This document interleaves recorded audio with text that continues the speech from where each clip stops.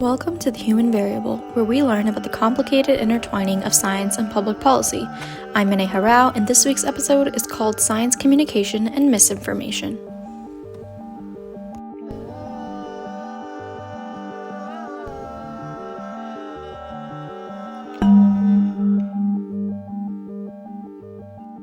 Today we're going to be looking into science, policy, and misinformation specifically in the 21st century. So I will be sharing my interview of Dr. Abilash Mishra and Dr. Mertz, two very smart people who are currently working to bridge the gap between science and various communities. You'll also hear the rest of the Science Policy Group's team's input on the interview. Let's get started with Dr. Mishra and Dr. Mertz. Would you guys please introduce yourselves? I guess, Abilash, you can go first, and then Aaron. Sure. Thank you, Manaeha. It's great to be here. I'm Abilash Mishra, and I'm the director of the SHU Initiative on Science, Technology, and Public Policy at the Harris School of Public Policy here at the University of Chicago. And I'm a physicist by training, and I currently work on topics at the intersection of technology and public policy, mostly education, climate, labor markets. Great. And my name is Aaron Mertz. I'm the founding director of the Aspen Institute Science and Society program. And our mission is twofold. It's to raise public trust in science and to help foster a more diverse and a more societally engaged scientific workforce. And like Abilash, I'm a physicist by training, and more recently in my science work, I moved into biology before moving to this role at the Aspen Institute in the nonprofit sector 2 years ago. Great. Thank you guys so much. So my first question for you all is about misinformation and just like, why is there so much distrust of science in America currently, given how paradoxically we're in this age of technology and innovation? Where does that disconnect emerge? Sure. So I think there are two fundamental things at play here. So one is access to information, which has, of course, increased dramatically in the past decade. But access to information does not necessarily lead to greater trust in information. And I think trust is something that is fundamentally built by interpersonal connections and based through social networks. And what we've kind of seen is the kind of online social networks exploding without necessarily the trust on which kind of real world social networks are built kind of eroding at the same time. And so that's, I think, part of the reason why we see this disconnect between massive access to information and at the same time reduced trust in the information. The second is actually, when it comes to science, there is an important issue of who gets to participate in science. So there is a massive divide in people who get to do science. And there's a very interesting statistic from Raj Chetty at Harvard that the number of people who belong to the top 1% of the income distribution are able to innovate at like 10 times the rate at which people from the bottom 50% of the distribution, which is to just sort of say people who participate in science just belong to a very small group of the population. And when that happens, you see that people who don't get to participate in the process of science kind of get disengaged very quickly. And that's what we've kind of seen. The distrust in science is actually directly correlated to the increased social inequality that we see in the United States. And that is actually true around the world. And Aaron, if you'd like to talk about the interesting statistic globally. Well, one statistic that I think is also important to mention is a poll from the organization Research America from 2017. So it's a couple years before the pandemic, but they found that 80% of Americans could not even name a single living scientist. So beyond just who's participating in science, who even has awareness of what science is and how it's done and who's doing it. And the statistic was similar for asking people who can name an institution where science is done. And all it would really take is naming a local hospital or naming a local university. But so many Americans don't even realize that it's at those institutions, potentially just down their streets, where science is actually taking place. Mm-hmm, mm-hmm. Yeah, that is incredibly, I had no idea about that. I guess as scientists, we can kind of, kept up in our bubble. We forget that science isn't as widely accessible to the general public. But what role does science currently play in politics, and what role does it have? And what relationship do you think we should have between science and politics in the future? I think that science has always been political, especially in the United States, where most of research is actually funded federally by our government. So it's a political endeavor that is being supported by taxpayers' money. I think what we've seen shift in the past several years is that science has really become politicized, and it's seen as a partisan effort from one side of our political spectrum. And as we mentioned in our introductions, Abilash and I both trained as physicists. And part of why I fell in love with the field of physics is it's supposed to be universal. The laws of gravity that we can study here in certain laboratory situations should mimic or replicate the same situations in distant planets, stars, and galaxies. And it's not that these laws are inherently politicized, but that's how science has become. And as we saw in our last administration, science really became under attack by the Republican Party, and it was seen to be an endeavor of the liberal left and in some regards the liberal elite. So I would really love to see our culture and our society return to science continuing to be political, a tool for people, by people, that benefits people, but not with this partisan slant that makes it suggest that it's only for a few people. Mm-hmm. I think that's a very important distinction to make, the difference between it being an inherently political thing and being politicized, which is, I think, where we are now. But what do you think are the biggest challenges to science policy today? Because a lot of people don't even think that science is inherently political. When you say science policy, there is no immediate reaction to oh, my mind goes to this tangible project or this tangible thing. So, how can we make science policy a bit more digestible for people who are not familiar? So I think I'd like to sort of answer this from a broader context of scientific policy making or evidence-based policy making. And the challenge so far for the United States, at least, has been that we fought very hard to make policy making evidence-driven instead of making evidence-driven or evidence-making policy-driven. So I think we are at a place where you see lots and lots of randomized controlled trials happening to support policy measures. People usually buy into, or at least policymakers buy into the idea that policymaking should be evidence-driven.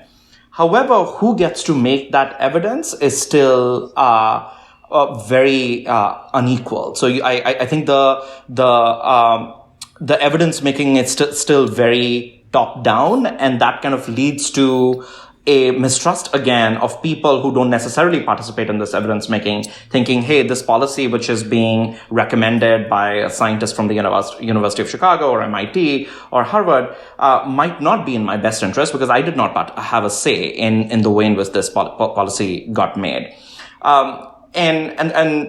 So I think what's really challenging around evidence-based policy making is to ask who gets to make the evidence, is to kind of understand the participatory nature, or to emphasize the participatory nature in the evidence building process itself. And I think for for science policy or science-driven policy to be truly successful, it is important that everyone kind of buys into this process of evidence building. That does not mean everyone has to sit at a university laboratory or go out there in the field, run experiments, but there needs to be mechanisms for people to have a greater say in that evidence building. And I think that is one of the core challenges around evidence-based policymaking that we are facing here today.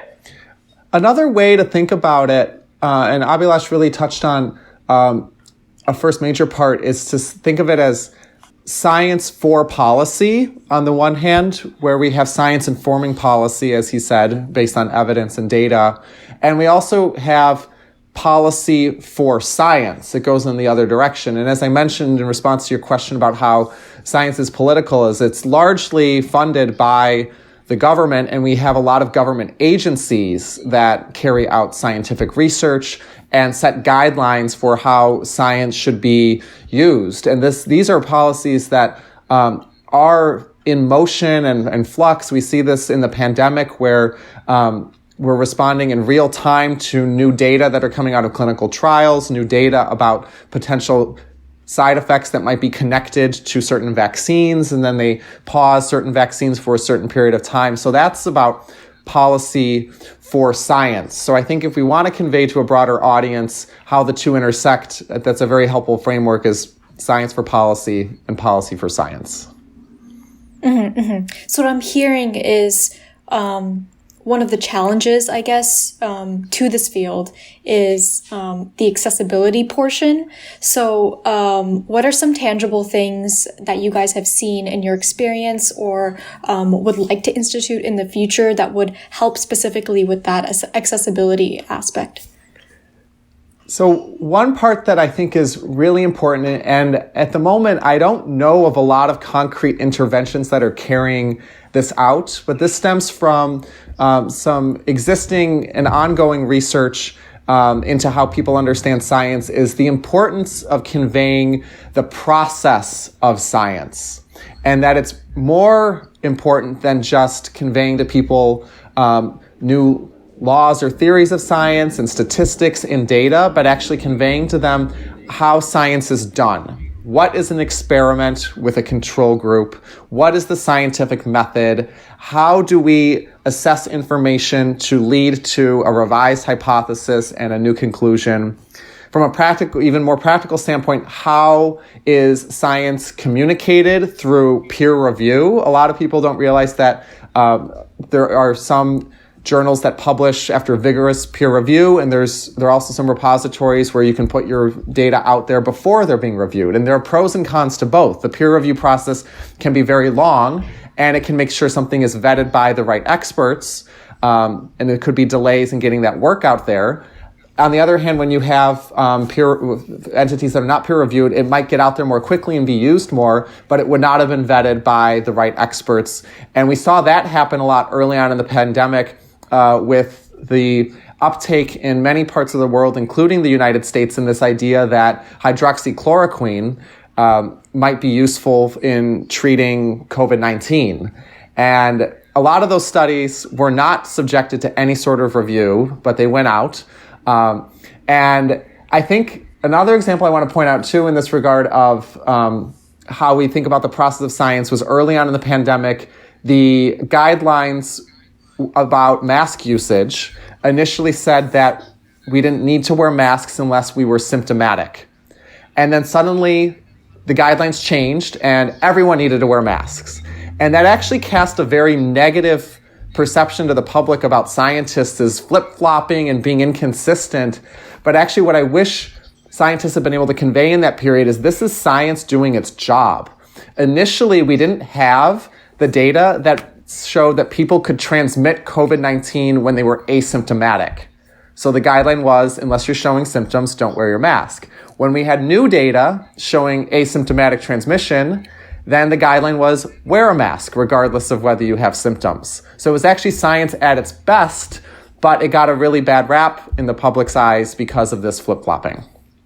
I'm seeing that science communication is incredibly important, a really big factor in this, specifically in the relationship that we have between the scientific community and the public. That communication, that sort of relationship, it is two ways. So what circumstances do you guys see that, it should maybe be even scientists listening to public opinion, or the public listening to scientists? Like, what does that relationship look like now? What should it look like? Yeah.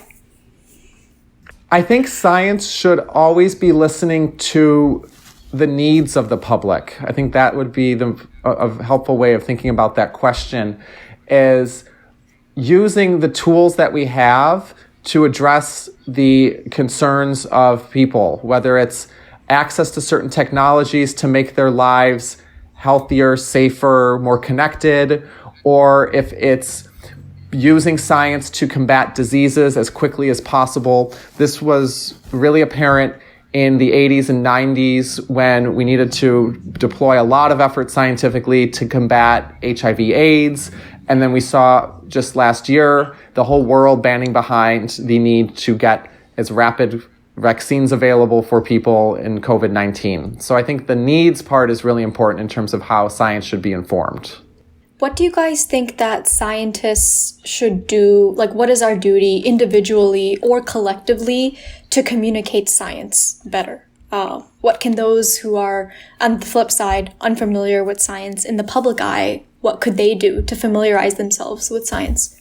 So I think one important thing to recognize as scientists is that so much of science is funded by governments and by tax dollar money. So there is almost a moral obligation then to take the lessons that we learn from science and be able to communicate that in an effective way to the public. As we talked about earlier, how we do that matters. And I think in an age when information is very easily available, going and putting up a YouTube talk or going on Twitter and talking about it helps and is important and I think we saw that during the pandemic when you had several leading scientists going and communicating the nuances of scientific decision making on social media platforms. So I think that's one responsibility that a lot of scientists have, to be able to do that effectively.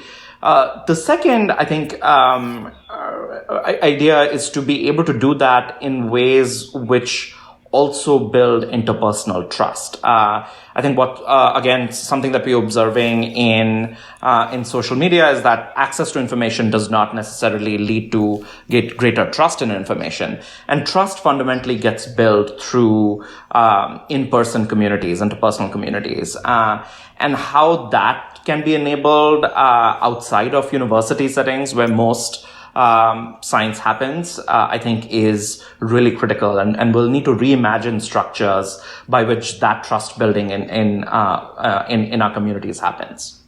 Another part I'd like to add on that idea of the moral, political, social obligation that Abilash mentioned scientists could, and I believe should have, to convey their work to the public, is the scientific training that we receive in universities as college students or in graduate school or as postdocs does not equip scientists to do that work very effectively. We're taught how to be very rigorous in our research.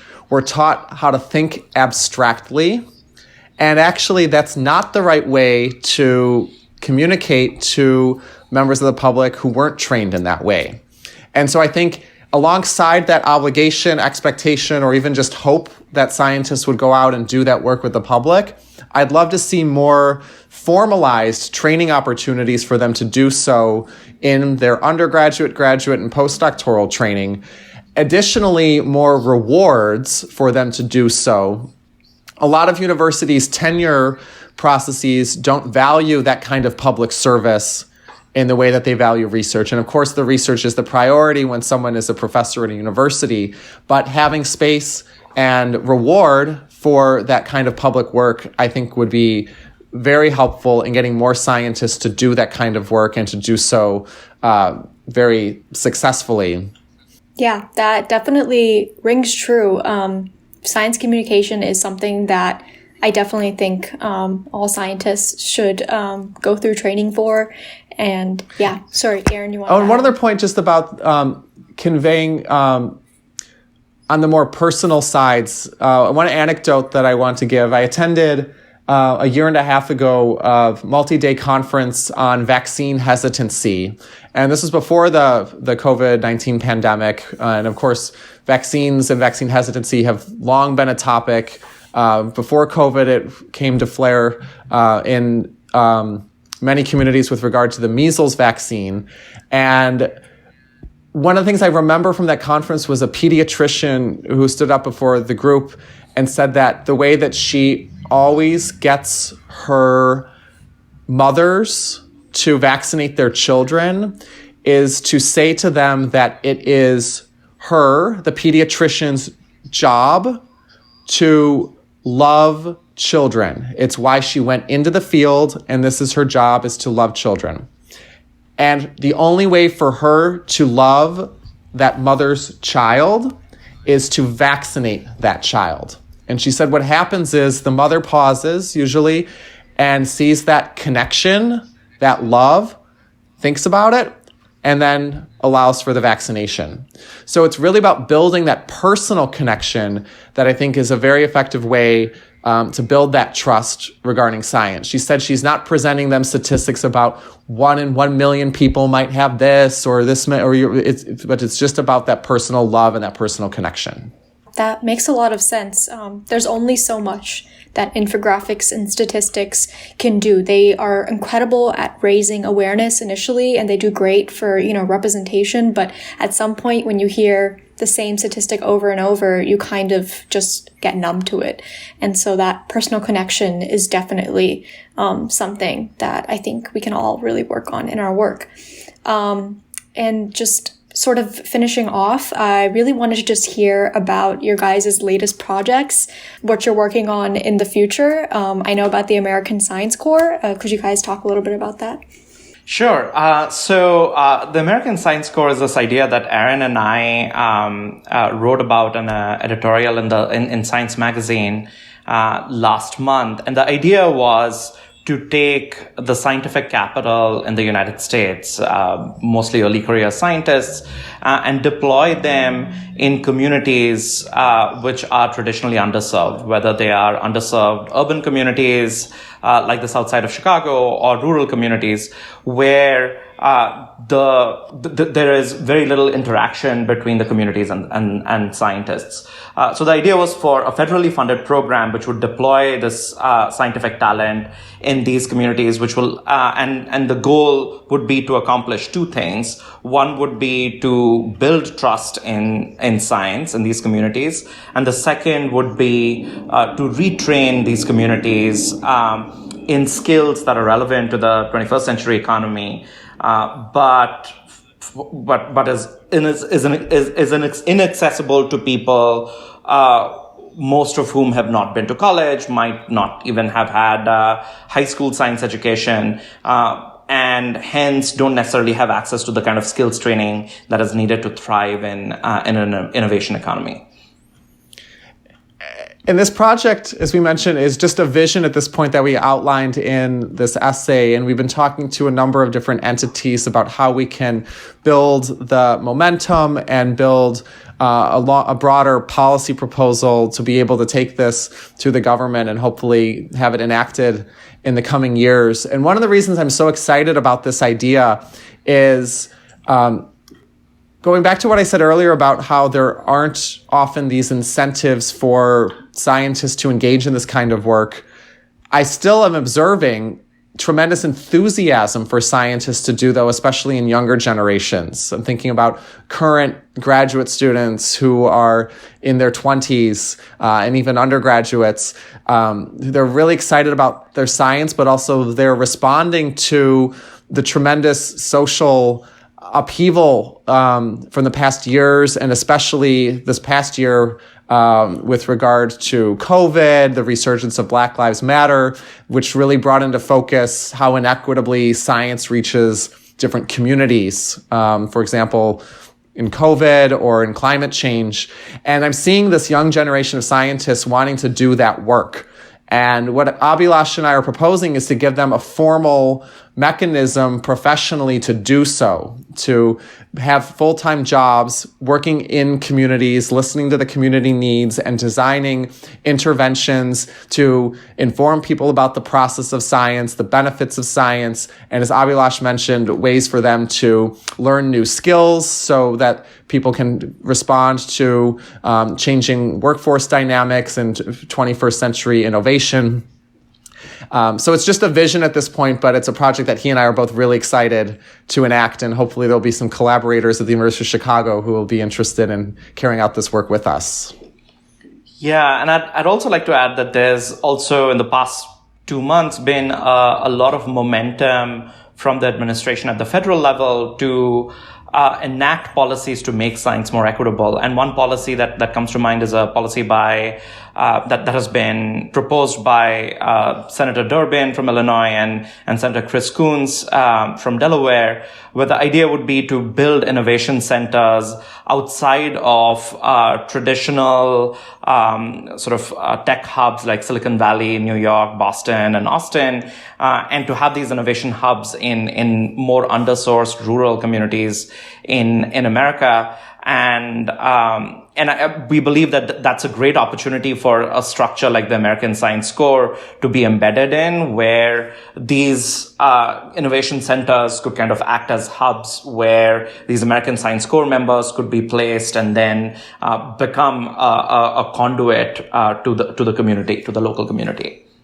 And Abilash, that really relates to this new venture you started, Equitech Futures. Do you want to talk about that? Sure. Yeah. Thanks, Aaron. And as we were building up American Science Corps, I was working on launching a new venture called Equitech Futures, the goal of which is to take students, particularly undergraduates and recent undergraduates, from universities where they might not have had opportunities to learn data skills and science communication skills, and train them in these skills so that they can then either become employable in the technology sector or become prepared for research careers in major research universities.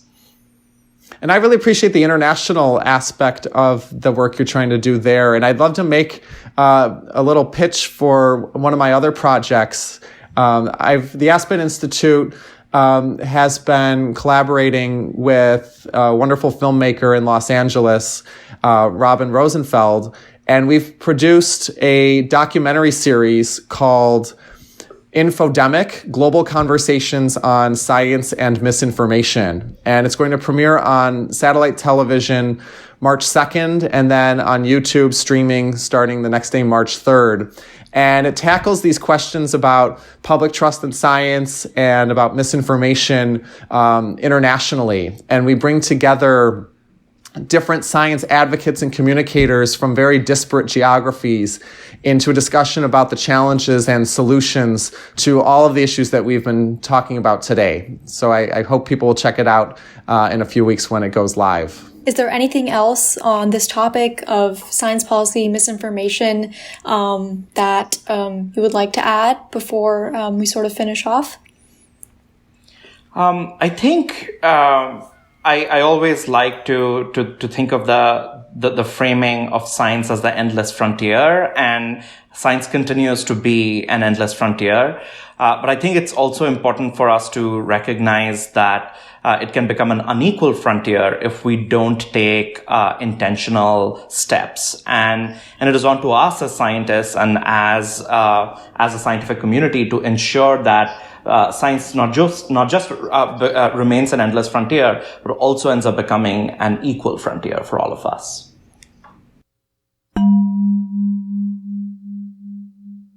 And now on to my discussion with Mark, Tina, and Ayana about the interview.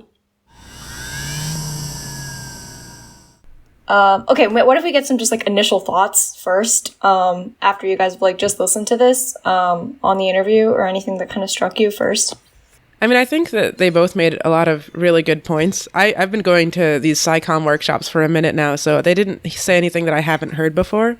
But I think emphasizing the fact that if you're trying to convince people who are already science hesitant, starting from like common ground and values that you can identify and share with them is the go-to move.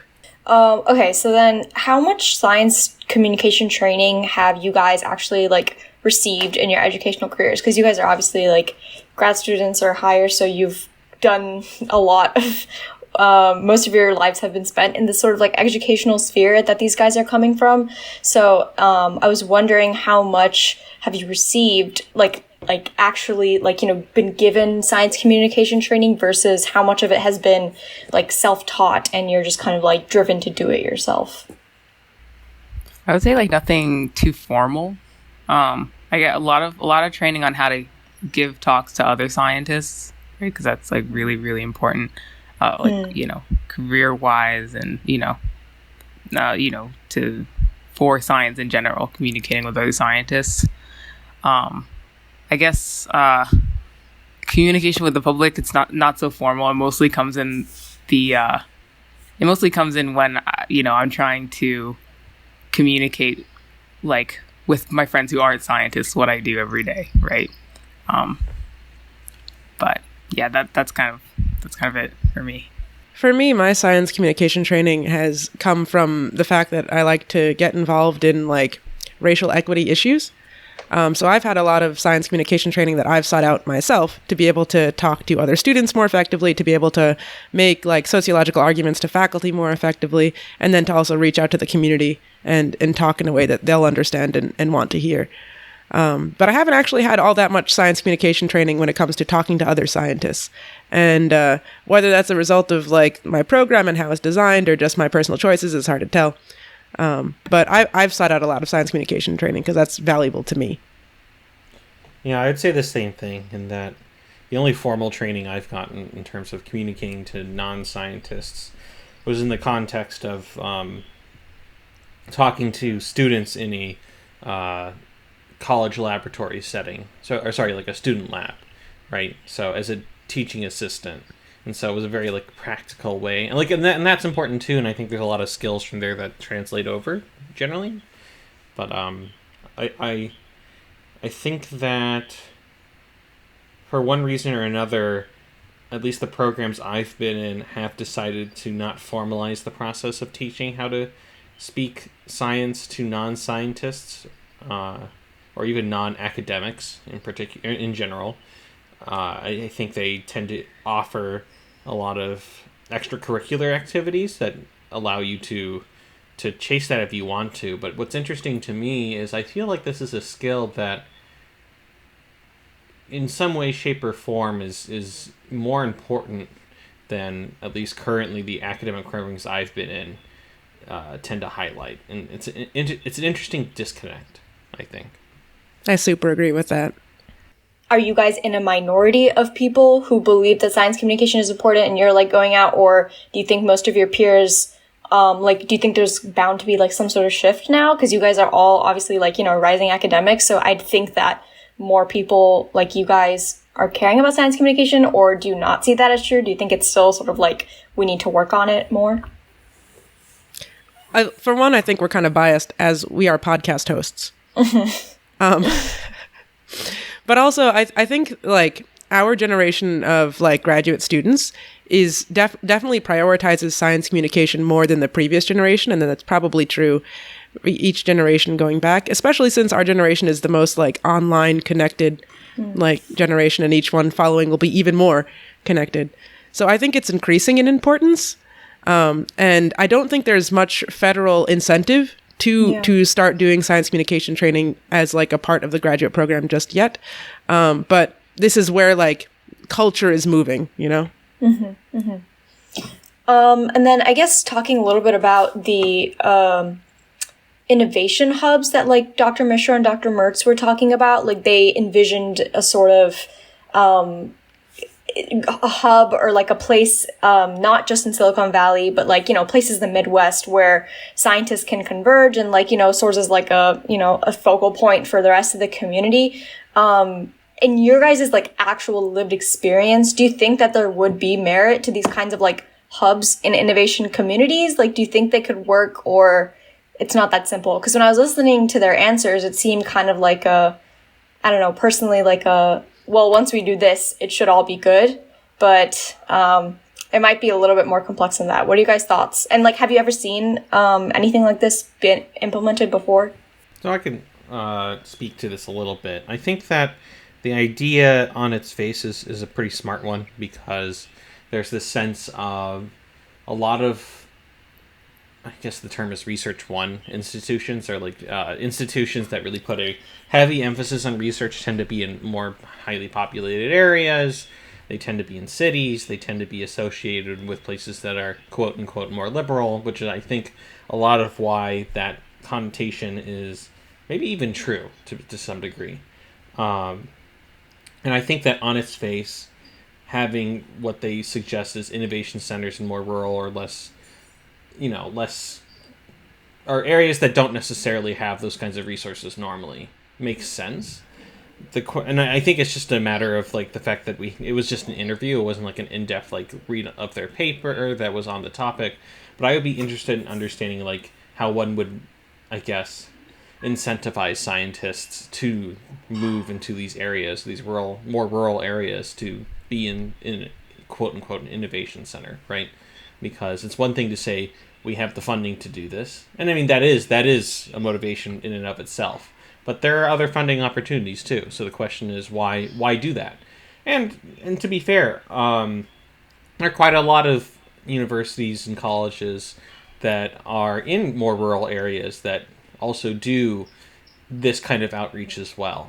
So I'm not saying that they're definitely filling a niche that I think needs filling. I just, because of the lack of context in the interview itself, I sort of wonder how this all sort of would come together. I mean, I think one potential like flaw to this plan, I do think it's important to get scientists physically in the places where people who don't interact with scientists are. So moving these science communication hubs to rural areas, definitely a good move. But scientists tend to think about science communication as like, I am a lecturer teaching a class, right? Like there are students who want to learn and I'm going to share my great knowledge with them. When in the real world, people, don't want to be talked down to. They generally don't consider themselves students who want to learn from the feet of scientists. So I think if we shift our perspective to consider the people that we want to communicate our science to as equals and try and meet their needs, then it'd be a little bit more effective. And to be fair, in the interview, they did mention that about like understanding the needs of the people to direct how we make our science policy and such. But I think just one big hole that we tend to fall into when we make these organizations, and there, to be clear, I haven't heard of an organization that's focused in rural areas, but I've heard of many of these types of like hubs and like organizations, and they come up and they die, and they come up and they die year after year after year. So focusing on trying to communicate with someone who actually wants to hear it and giving them the information they actually want to hear, so that like you're providing something valuable to them and you also see the value they provide to you, probably going to, be a little bit better than taking that like I am a lecturer perspective. Yeah, sort of the thought that I had, I'm thinking about in the framework of UChicago, and the way I'm just worried that if this is like a completely like now I'm not really talking specifically about like Mishra and Mertz's like possible plan, but just in general the concept of like these innovation hubs and just like starting a facility up or something in underserved communities. There's a danger of it being very like one-sided and kind of like gentrify-y, if that makes sense. Like exactly, the way UChicago has been pushing into Hyde Park and the South Side is what I'm worried would happen in these spheres. And it makes me think of in our like environmental racism episode, Joshi, who I interviewed, said that it'd be cool. She kind of had her own kind of idea of like a community center, but in her mind, she was like, oh, but this would be purely a space for community members to learn science. Which I thought was interesting that these two sort of interviews both kind of had the same idea, but both were kind of thinking of like their respective groups, like not profiting, but like kind of like benefiting from this structure. So we want to make sure that, like, I don't know if you guys know, like Teach for America, I like talk a lot about that in one of my policy classes. And there's like a danger of like having these teachers just fresh out of grad school come in, like fly into like a random urban school for like 2 years, feel like they're doing their job, helping out, and then they leave. And like there's no long-term relationship, there's like nothing like that. So I guess something to think about or keep in mind is we want to really make sure that like the community knows that this is happening. Not only that they know, they're fully involved and like on board, have all their own stakes like in this facility.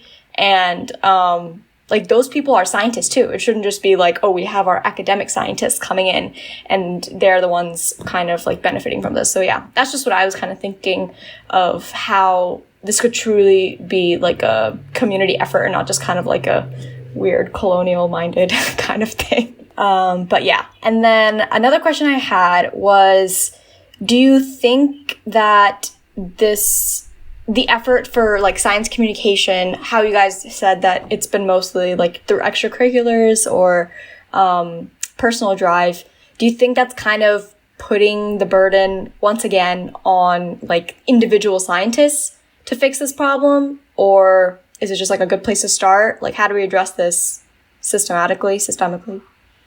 Yeah, I think there needs to be I do agree that having it be extracurricular is tough, right? Like, we need to have, like, there needs to be someone whose job and purpose is science communication solely. And part of that is because, you know, like, we're scientists and, you know, how our research is, like, usually quite specific and, you know, we're kind of very, like, deep in the weeds sometimes. And so we might not always be the best people to do that kind of science communication. And there are people who are, you know, who do train to do this specifically. But I do think there needs to be like a job, right? It can't just be like a freelance kind of thing, right? If we need something done, we need people whose job it is, who, you know, whose sole purpose is that. I think that would be the most effective way. It kind of sounds like you're describing a librarian, but who's a scientist. Yeah. Yeah. I think that, like, we should, like, the pie in the sky, like, goal should be that every scientist is trained as a science communicator, because we are public servants by definition. We're paid by tax dollars. We have an obligation as to our role in society to give back to society, not just in the research we publish, but in our general knowledge. We should be able to like teach anyone what we know. But that's, you know, my personal values, not necessarily how like the NSF or NIH see it. But yeah, I think we should all be trained to be science communicators ideally. I don't think we can all be science communicators. Everyone has different skills. So to Ayana's point, it would probably be better to have like dedicated communicators in individual communities that people know and trust and have seen live there for 10 years. That would be great. But yeah, we are paid by tax dollars. There is some level of obligation to do this. So this problem always boils down to things like this where we think that our topic is really important and that people should pay attention to it. With regards to like, science policy or science communication, everyone should be taught something about it. There's only so much time in the day. And so the question becomes, you know, how do we balance that? What really is truly important? And I think both suggestions brought up here are I think really smart ways of doing it, having sort of a science librarian of sorts or some sort of, like science communication. There are positions for people who do science communication, right? So that I think is one way of doing it. I think that making sure that it's encouraged or taught in most of our schools because we are public servants and funded mostly publicly. I think that's a very compelling argument, and I don't think any of them are being like, we think communication's super important. I think we've seen it's been demonstrated recently that a lack of, there's other forces out there. But a lack of good communication from scientists and a lack of good integration within other communities than just their own, I think has hasn't helped very well in terms of being able to encourage trust in the scientific process and scientists and the knowledge they generate.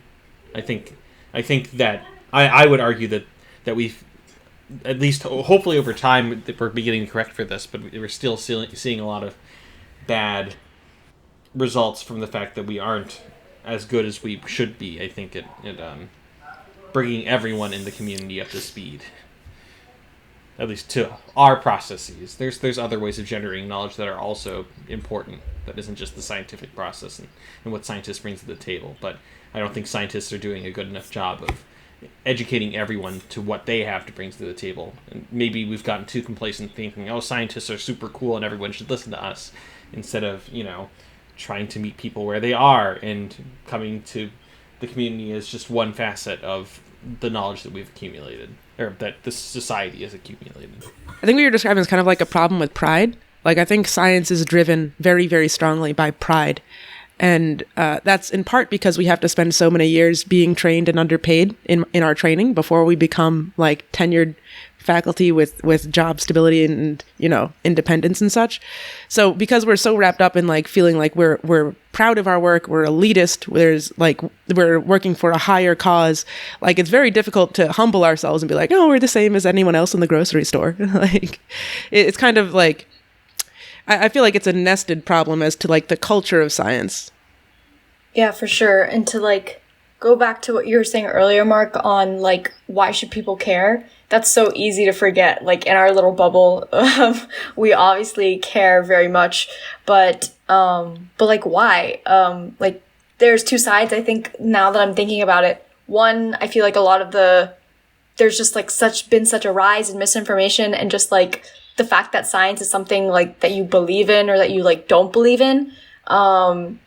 I don't know if that's the fault of a lack of science communication, but I definitely think science communication can help that. And I guess we can quickly, I feel like, discuss like what does that kind of what does it actually mean? Because I feel like science communication, like you said, Tina, it can't just be, okay, we're going to do more lectures, we're going to do more videos, more one-sided kind of things. It has to be actual conversations, stymieing, like, your ego and your pride to, like, for example, community science, and the way, like, there are so many websites where, a regular person can help with, like, data analysis and can care about science. And I feel like that should be seen as, like, you're being a scientist. Like, that's valid. So that's one thing I think that is a good we need, like, a cultural shift first in our own scientific community of like the elitism, but then also on science communication. Like, what does that even mean? Like, we just keep saying that word around, but it like will only get the job done if it's like done properly with, the community in mind. Yeah, I think elitism is part of the problem. Is just when you're like a very highly paid scientist who works like 12 hours a day in a lab, you just get disconnected from the people around you and the things that they care about. And I think part of what happens, like, when we talk about, like, whether people believe science or not is because, like, religion and science have always been pitted against each other. And, like, everyone is very uncomfortable, like, mixing the two. But if we start, like, breaking down those barriers and, like, being a little bit more comfortable getting involved in a community through things like churches, which I know sounds ridiculous, but, like, if we start thinking about like finding those entry points into communities that we don't usually consider because they're taboo, we'll become less taboo to those people too.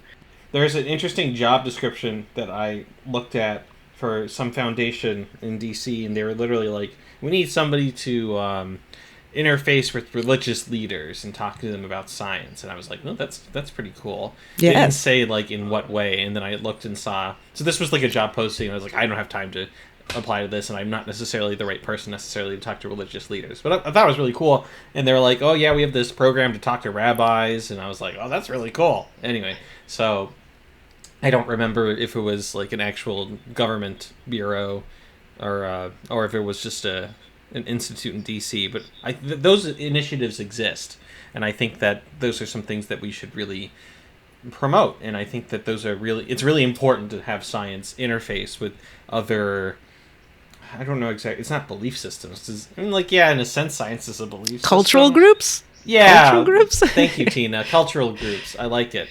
Yeah, that's interesting. I think it's always like, I think you get the best results from when like scientists very kind of informally like interface with, you know, people who, you know, like just regular people where, you know, where they feel comfortable, right? Like, I think like some of the best conversations I've even had about science are just like with someone I randomly meet and they're like, what do you do? And I'm like, oh, I'm a scientist, right? And then they're like, they genuinely want to know, like, okay, well, what does that really mean, right? It's like meeting a penguin on the street. Yeah, they're very exactly. And then they're like, okay, well, that's it. I haven't really met too many. Like, what do you do? And they're genuinely interested in what I do, right? And, you know, they'll learn like, you know, what a cell is, what, you know, some things in physics, you know, like they'll, you know, the mitochondria is the powerhouse yeah. of the cell. Like, everybody knows that. Things like that. And so like when people become interested in the science through, you know, through people, right? So it's, you kind of have to meet them where they are and where they feel most comfortable. Yeah, you can capitalize on the fact that you are also a human being. Yes. Yes. No, I heard we were penguins. Yeah, this all reminds me of, have you guys read The Great Derangement by Amitav Ghosh? Okay, you guys should read it. He's a professor. He taught at UChicago. I just had to read it for one of my classes this past quarter. And he had this class called The Great Derangement. And then he wrote this book based off of the class because it was just like so successful. And basically he's talking about like climate change and how even though like we believe in it, like he's not talking about climate change deniers, he's talking about climate change acceptors, if that's a term, and how that even people who accept it, like it's just, we don't want it, like we are in denial. Like scientists who live in California, if they know about climate change, are they moving though? Do they know that they're subject to like horrid torrential fires like any second probably? No, because we just like don't want to deal with it. Or like people who live along the coast. Like I'm from LA.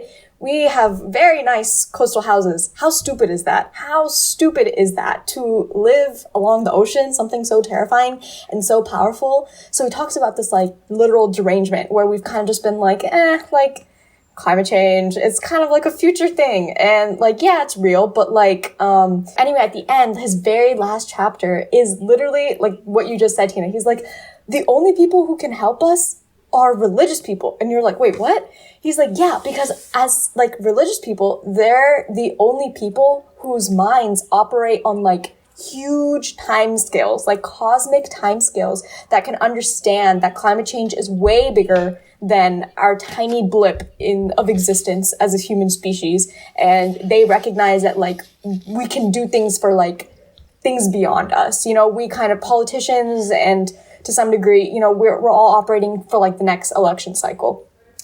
But climate scientists and like geologists, they are used to operating on those cosmic levels, and so are like, you know, religious people, and that's like a source of commonality. And if we kind of have a paradigm shift in the way we think about climate change into like, okay, this seems very large, this seems very cosmic, but the way we believe in God, like maybe we can believe in this. I don't know if that makes sense, but yeah, it's crazy. You guys should read The Great Derangement. It's really good. My last question for you guys is kind of like what you're talking about, Ayana, about like your personal interactions with other people. Have you ever encountered like genuine like mistrust in science or like misinformation? Like, you know, you probably feel like when COVID happened and everything as kind of like me personally, I feel like a representative. Like I need to like make sure everybody knows like what's going on and what's right. I don't want to read too much into that because that's also a problem sometimes. But then how do you deal with that kind of misinformation? Like genuinely, those like one-on-one interactions. Yeah, I have like encountered that.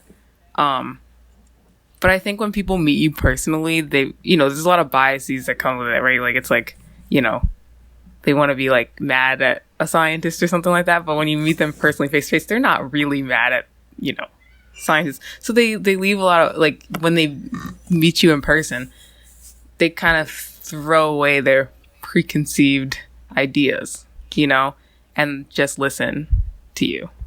You know, it's different when people are arguing over the internet about something, right? Versus meeting you face to face.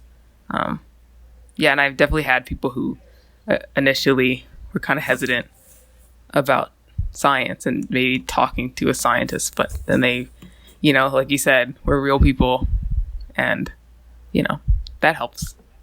I think when I tend to like run into people who are like distrusting of science, and then they realize I'm a scientist, worst case scenario is they're like, oh, she's gotten duped. Which is like, it's not that hostile, right? And I can like make my arguments as to why I believe things, and I try and like keep it from getting personal, be like, well, I think this way because this is what makes sense in my head. But I also have to keep in mind that like they have a whole set of information that I don't have, and their reasoning makes sense to them based on what they've lived thus far.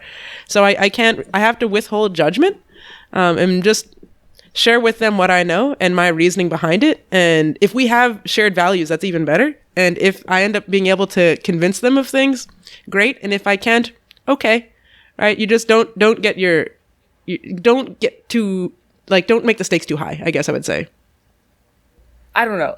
For example, the best of these conversations I have, without a doubt, is when I get in an Uber. Oh yeah, those are great. It's just the initial, what do you do? Oh, I'm a scientist. And then they're like, what? And they want to tell you, they want to tell you what they think, right? And that's a good conversation starter. So maybe a scientist should just like have a day every year where we just take Ubers all around the city and talk after about we get COVID under control. Yeah. Yeah. Yeah, I've definitely gotten into like Ubers with like elderly Black folks who are driving, and I tell them that I'm a scientist, and first they're delighted to see a Black woman who's a scientist, and then they're like, oh my gosh, I have all these thoughts about like these things that scientists do. Is this true? Is that how it works? Those are delightful conversations. From speaking with Dr. Mishra and Dr. Mertz, I hope we have illuminated how important it is for scientists to come down from their ivory tower and connect with their communities. Everyone benefits from it as long as we prioritize conversations over one-sided lectures we as science communicators sometimes give.